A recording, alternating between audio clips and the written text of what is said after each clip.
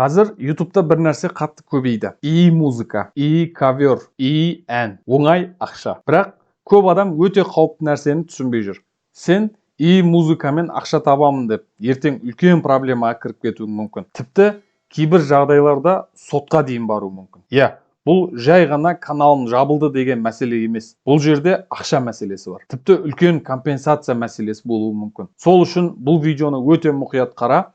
Бүгін мен саған и музыкадағы ең қауіпті қателіктерді, қандай нәрселерді мүлде қолдануға болмайтынын, и музыкамен қалай заңды түрде жұмыс істеуге болатынын, YouTube и музыканы қалай тексеретінін, и музыкамен қалай дұрыс монетизация алуға болатынын толық түсіндіріп беремін. И деп атқаным жасанды интеллект. Және видеоның ортасында көп адам күнде жасап жүрген, бірақ болашақта үлкен проблема тудыруы мүмкін нәрсені айтамын. Сол үшін соңына дейін қара. Егер осындай қауіпті YouTube қателіктерін алдын ала біліп отырғың келсе, қазірден каналыма жазылып қой. И музыкамен ақша табуға бола ма? Қысқа жауап, болады. Бірақ шарттары бар. Және көп адам сол шарттарды түсінбей жүр. Қазір интернетте бәрі и музыка жаса да миллионер бол деп айтып жүр. Бірақ артында не болып жатқанын ешкім түсіндірмейді. Ең үлкен қате қай жерде?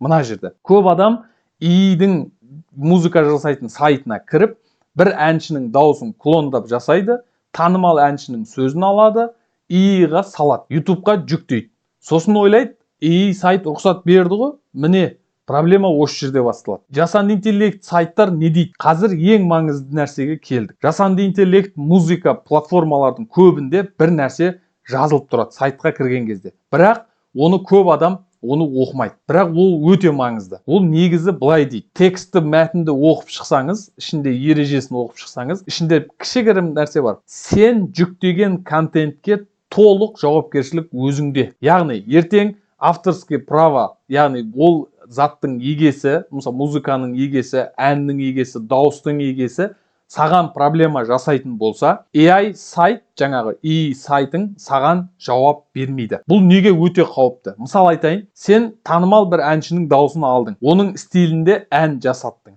YouTube'қа салдың. YouTube мүмкін бірден саған страйк бермейді. Бірақ ертең бұл әннің авторы саған қолданғаның үшін, яғни оның дауысын, оның әнін, оның текстерін қолданғаның үшін сені сотқа берсе, үлкен проблема басталады. Міне, көп адам түсінбей жүрген жер осы. Басқалар жасап жатыр ғой деген қате ой. Көп адам былай дейді. Бәрі жасап жатыр ғой, миллион канал бар. Бірақ мына нәрсені ұмытпа. Қызыл жарықтан, қызыл светтен, светофордың қызылынан бәрі өтіп жатыр екен деп, ол дұрыс деген нәрсе емес. Көп адам тек әлі ұсталған жоқ. Әзірге. Нені мүлдем қолдануға болмайды?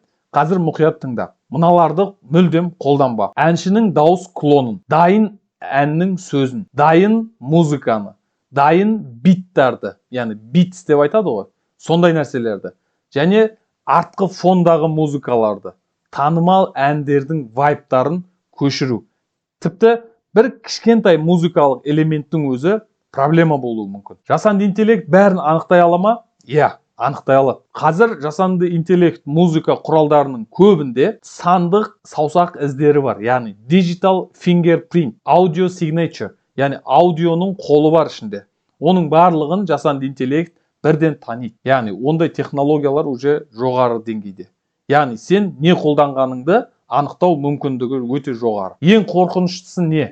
Көп адам ойлайды, YouTube страйк бермесе бәрі окей. Яғни YouTube саған авторский право жоқ деп не қылу, бәрі окей деген сөз емес. YouTube бөлек нәрсе.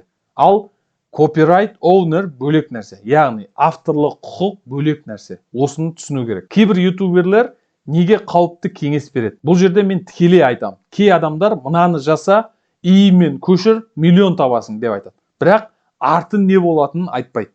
Егер ертең проблема болса, саған ешкім көмектеспейді. Онда и музыкамен қалай дұрыс жұмыс істейміз? Міне, ең маңызды бөлім осы жерде. Біріншісі, бәрін нөлден жасау керек. Яғни, өзіңнің сөзіңді, өзіңнің концептіңді, өзіңнің идеяңды, барлығын нөлден жасауыңыз. YouTube музыка каналдарға қалай қарайды? Қызық нәрсе айтайын, YouTube музыка каналдарға сәл басқаша қарайды. Егер сөзі өзіңдікі, идея өзіңдікі, концепт өзіңдікі болса, жасанды интеллект құрал қолдансаң да саған шанс бар. Бірақ тағы бір проблема бар. Мысалы, бәрін ИИ жасап берді. Музыканы, вокалды, коверді бәрі ИИ жасады. Бұл жерде YouTube ертең human contribution аз деу мүмкін. Яғни адамның ішіндегі бір қабілеті, қолданған нәрселері адамның ізі деп айтайықшы. Сол аз бұл жер. Енді сол үшін біз не істейміз? Контентке адам contribution қосамыз. Мысалға, клип жасайсың делік, визуал қосасың, өзіңнің storytellingді қосасың, монтаж жасайсың. Міне, оригинал осы жерде. Мысалы, түнгі қалада жалғыз жүрдім деген бір сөзі бар. Ана тексті, музыканың ішінде сондай сөз бар. Сен түнгі көшені, жалғыз адамның жүріп бара жатқанын, кинематографический визуалды қосасың ішіне. Міне, бұл contribution. YouTube неге қарайды? YouTube бірнеше нәрсеге қарайды. Копирайт бар ма? Яғни авторский құқық бар ма? Адам contribution бар ма? Концепт unique ба? Яғни бұл нәрсе қайталанбаған ба? Және контенттің мақсаты бар ма? Міне, негізгі нәрселер осы. Қазір YouTube'да не жетіспейді? Шынайы контенттер жетіспейді. Оригинал контенттер жетіспейді. Өйткені қазір көп адам AI спамның видеоларын салып тастады, копия музыка жасап тастады, фейк кавер, бірдеңелерін өзгертіп, жасанды интеллекттің бәрін жасап қуып кеттік былайша айтқанда. Сол үшін сапалы, уникалды контент бұрынғыдан да бағалы. Біз жасанды интеллектті қалай көруіміз керек? Жасанды интеллект бұл құрал болды. Ол шорткат емес. Көп адам AI-ды, яғни ИИ-ді еңбексіз ақша деп көріп жүр. Сол жерде проблема басталады. Ең маңызды қорытынды ИИ музыкамен ақша табуға болады. Бірақ авторский права өте қауіпті. Дауысты клондау өте қауіпті.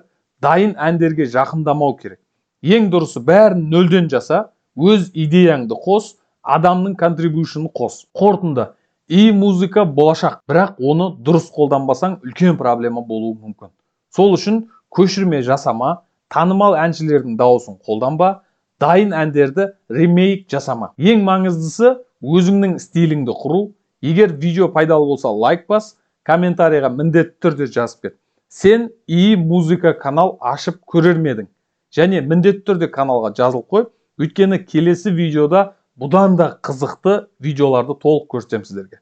Өткізіп алма, келесі видеода кездескенше, Мәке блог YouTube'да дамудың жолын көрсететін арна.